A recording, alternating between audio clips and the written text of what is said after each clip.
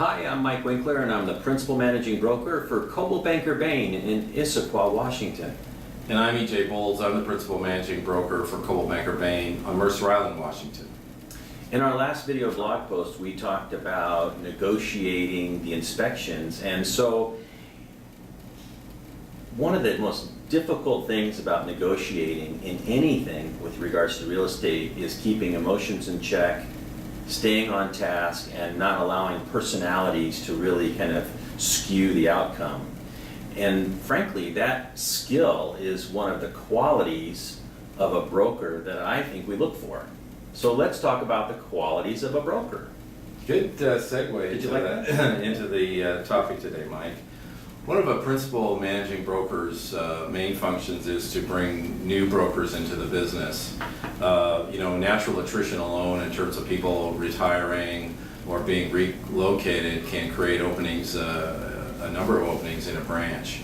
And while we as PMBs might want to entice other experienced agents to come and work for us, traditionally a way to grow your office is to hire new brokers. So, Mike, what are some of the things that we're looking for when we're hiring these new brokers? Well, this is going to seem like a really duh kind of comment to say, but they have to really love the business. True. You know, a lot of people say, I love houses and I love people, but that's great. Those are two nice components to have, but you have to really love the business of real estate. And frankly, it's something that you can't really determine before you get in it, which is one of the downsides of getting in it. And frankly, it's also, there's two franklys there, it's also one of the more difficult things for us in the hiring process is to help determine, for not only our benefit but for the potential broker's benefit, is this really going to be a good fit? Because after all, a lot of people come to our business as refugees from other companies and other business that they just want to try real estate, and you can't try it. You got to just do it. That's right, you have to jump in, and another criterion that we're looking for is whether or not they have what we call the real estate gene, and that means simply, are they a deal maker? This business ultimately is about putting together actually somewhat complicated transactions between buyers and sellers. And while we can teach sales techniques and we can teach contracts, those people that have that natural ability to bring people together to make the deal, so to speak, they're the ones that are really going to excel. So we're really looking for that natural ability that those people would have. And oftentimes, EJ, with that ability, you kind of have that effusive, traditional sales personality.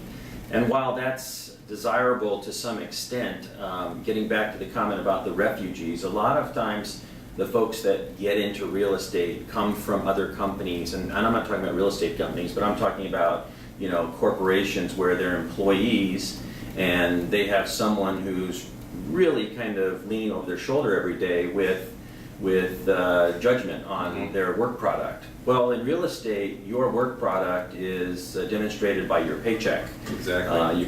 You're an independent contractor, and one of the most critical skills of a new broker is business planning and time management. Because once you get in this business, you're accountable to yourself, with the exception of those moral, ethical type dilemmas that are governed by the Department of Licensing and laws, and then also the rules of each brokerage that you work for. And so while creative people can be extremely successful, they have to have that other side of the brain that keeps them focused and have a plan, so that every day they get up and stick to a plan. Interestingly, EJ, one of the most successful kind of refugees, if you will, that come to our business are former teachers. And the reason is they get up every morning and they have a plan. And so they do very well in this business. Yeah, they really do. And one of the other things that I think people misunderstand about this business, and the last criteria that we're going to talk about today, is whether or not the new broker will make the number of necessary contacts that it takes to be successful in this business.